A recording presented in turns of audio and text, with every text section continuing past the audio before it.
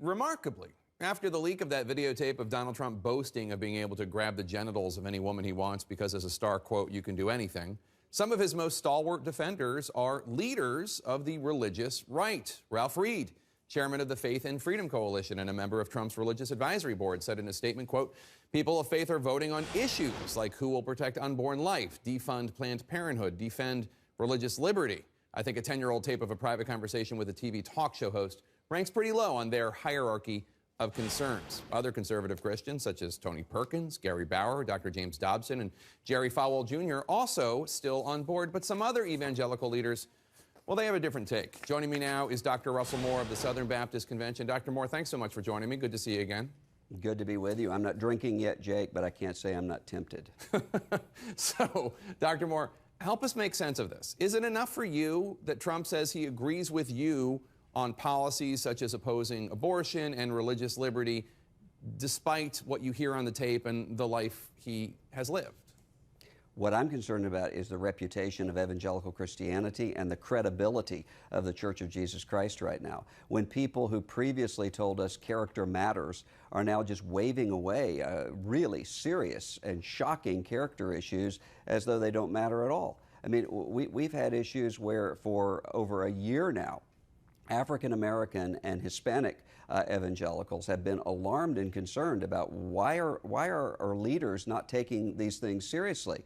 And now I'm hearing from women repeatedly all over the place who are saying, can we really have leaders who are saying that these things don't really matter? I mean, to say that this is just locker room talk or macho talk, or even some supposedly Christian leaders who are saying, well, this is just the way that men talk. It's astounding to me. It's not the way men talk, I should note, just as a factual matter.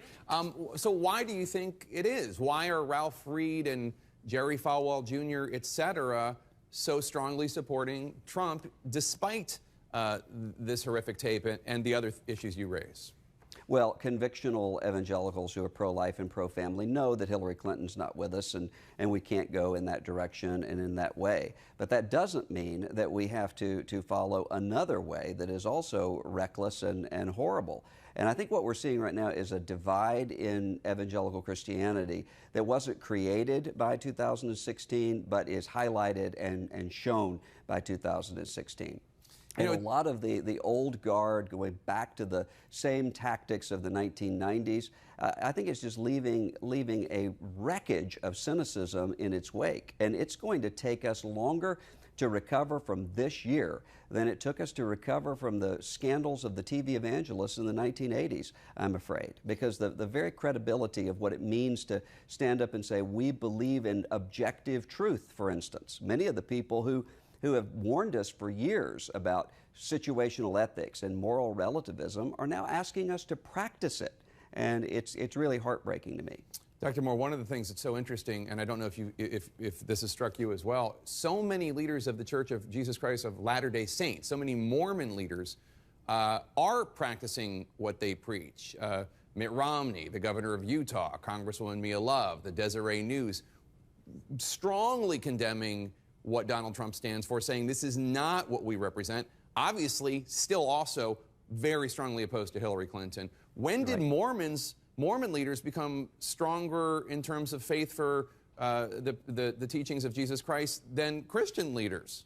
Well, I think there are a couple of reasons for that. The first is that Mormons have never had the illusion that they are some sort of majority culture in the United States. So when Latter-day Saints see minority religions being targeted in terms of their religious freedom in the way that has happened this year, they're alarmed and they're awakened by that. I also think that you have cohesive communities in Utah and places like that frankly, I completely reject Mormon theology, but we ought to learn something about what it means to train up our children in what we believe. And when we look at the sort of fraying and decaying that's going on in the Bible Belt and around this country when it comes to keeping communities solid, I think that's part of the problem. Dr. Russell Moore, always a pleasure to have you. Thank you so much for your time, sir. Thanks. Good to be with you.